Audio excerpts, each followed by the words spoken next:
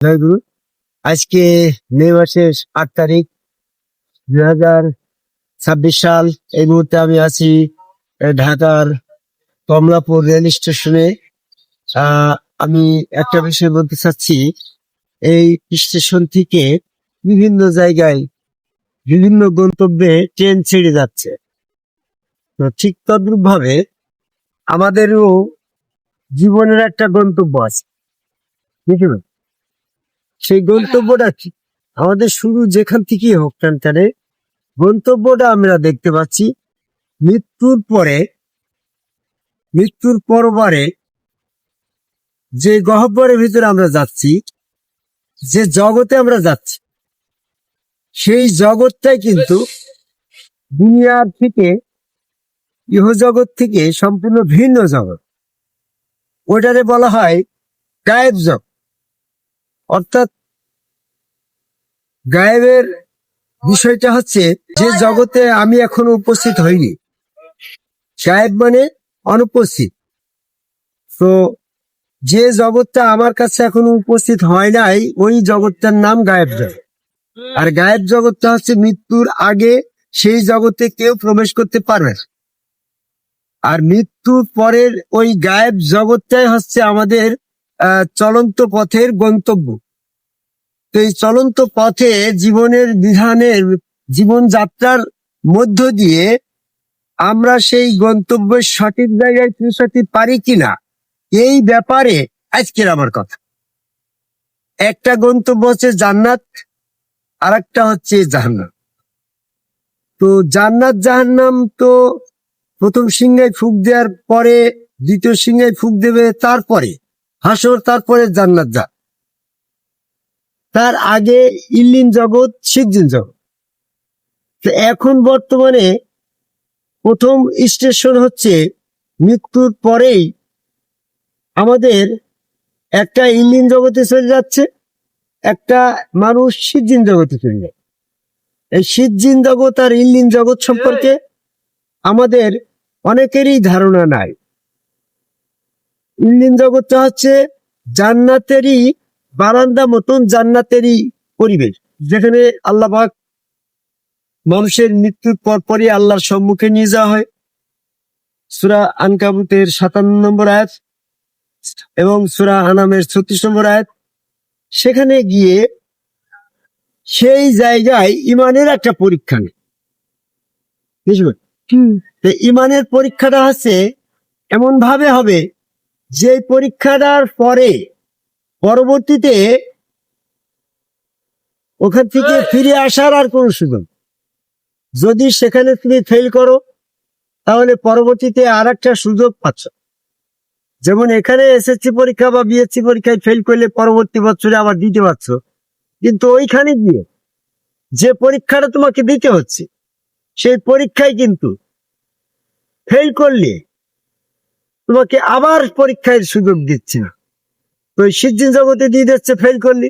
সিজ্জিন জগৎ হচ্ছে এই যে আলমের বর্জক জগৎ, সেটা এই জীব জানোয়ার পশু পাখি, এই যে জাহান্নামের পথযাত্রী যারা।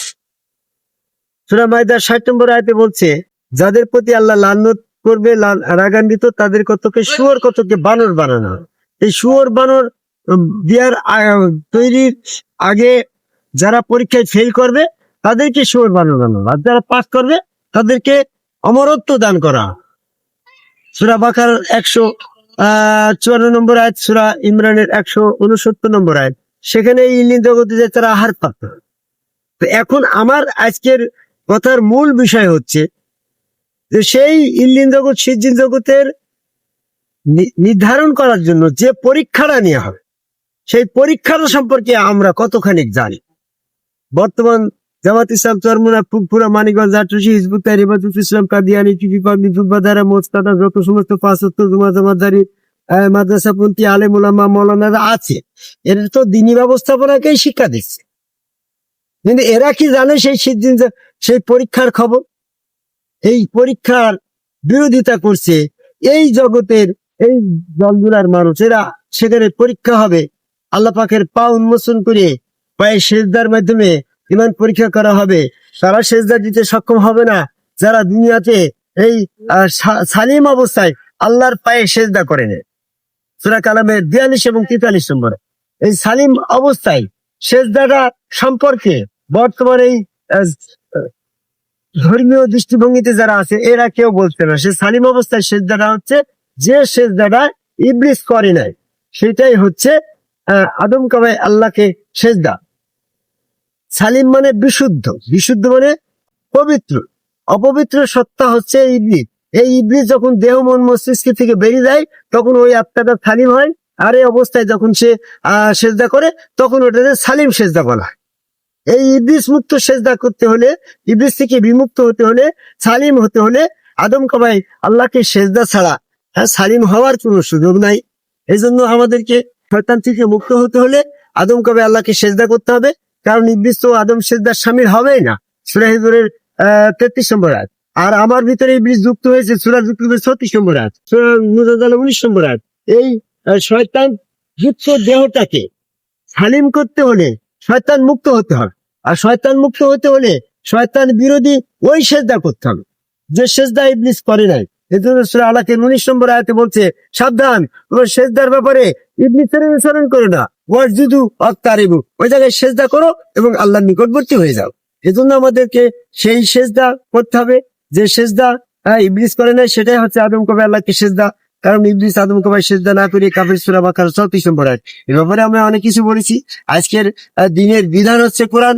আমরা বর্তমান এই পৃথিবীতে আল্লাহ পাকের বিধান মোতাবেক চলবো, এজন্য কোরআনই হচ্ছে পরিপূর্ণ দলিল। এই পরিপূর্ণ দলিল বিধানে যখন আদম সেজদা না করার কারণে ইবলিসকে কাফের বলা হয়েছে, আদম সেজদা করাটাকেই পরিত্রাণ প্রাপ্তি পথ বলা হয়েছে। এটাই সিরাতুল মুস্তাকিম। এই সিরাতুল মুস্তাকিমে না এসে যারা আমরা ইজমা কিয়াস ফতোয়া হাদিস এবং মানব রচিত গ্রন্থ দ্বারা জীবনযাপন করছি, এরা সেদিন পরীক্ষায় ফেল করবে। সেই পরীক্ষাটা এমন পরীক্ষা হবে যেটা কোরআন মোতাবেক। আর ইজমা কিয়াস ফতোয়া হাদিস দিনের কোনো দলিল নাই, দিনের দলিল একমাত্র কোরআন। এরা নিজ হাতে কিতাব রচনা করেছে, এদের জন্য সেদিন দুর্ভোগ হবে। সূরা বাকারা 79 নম্বর আয়াত। এজন্য নিজ হাতে কিতাব রচনাকারী এই সমস্ত কিতাব পুস্তক ফাজাইলে আমেল, তিরমিজি, বাইহাকি ইত্যাদি, বুখারী ইত্যাদি সমস্ত নিজ হাতে কিতাব রচনা করে যে সমস্ত হাদিস বর্তমানে আছে, এই হাদিস পন্থীদের মান্দাব্বকা মান দিনুকা মুখস্থ করে করে যাচ্ছে। 5 ওয়াক্ত সালাত আদায় করলে 5টা পুরস্কার দেওয়া হবে। এই সমস্ত কথাগুলা সব বানোয়াট কথা, ভিত্তিহীন কথা। সেদিনকে যারা সালাত কায়েম করেছে ওই আদম কাবাই আল্লাহকে সেজদার মাধ্যমে তারাই পরিত্রাণ পাবে।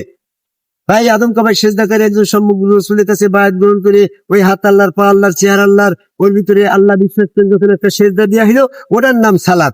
এই জন্য সূরা আনকাবুতের 45 নম্বর আয়াতে বলছে, ইন্না সালাতা তানহা আনিল ফাহশাই ওয়াল মুনকার, যে কাজটা করলে মুনকার নামের শয়তান তানা হয়ে যায়, সেই কাজটা যখন সালাত, আর সেই আদম সেজদাটাই হচ্ছে শয়তান মুক্তির একমাত্র পথ, এটার নাম সালাত। এই সালাতটা আদায় না করে যারা এই যে নামাজ পড়ে বেড়াচ্ছে 5 ওয়াক্ত, এদের দ্বারাই সেই পরিত্রাণ হওয়ার কোনো সুযোগ নাই। এরা সেদিন বিপদগ্রস্ত হবে, ক্ষতিগ্রস্ত হবে। তখন তারা হাত কামিয়ে বলবে, হায় হায় রে, আমি অমুক তাবলীগালার কথা মতন এই আদম সেজদার সিরাতুল মুস্তাকিমের পথ থেকে বিরত থেকে করিস কি? আমি যদি ওই রাসূলের সঙ্গ ধারণ করে ওই সেজদাটা করতাম তাহলে তো আজকে আমি এই দুর্ভোগে পড়তাম না। সূরা ফুরকানের 27 এবং 28 নম্বর আয়াত। আমি কোরআন ভিত্তিক গবেষণা কেন্দ্রতে আপনাদেরকে দিচ্ছি আপনার ভালোর জন্য, আপনার নিঃস্বার্থে এইটা করবেন। এটা যতদিন পর্যন্ত না করবেন ততদিন পর্যন্ত ক্ষতির ভিতরে থাকবেন। তাই দিনের দলিল, দিনের বিধান, দিনের সিলেবাস এই কোরআন। এই কোরআনের এই সিলেবাস মোতাবেকই পরীক্ষা হবে আদম সেজদা। আদম সেজদার জন্য একজন সমগ্র রাসূলের কাছে সেজদা ভক্তি দিয়ে সালিমত্ব অর্জন করার আহ্বান করে আমার কথা শেষ করে যাই।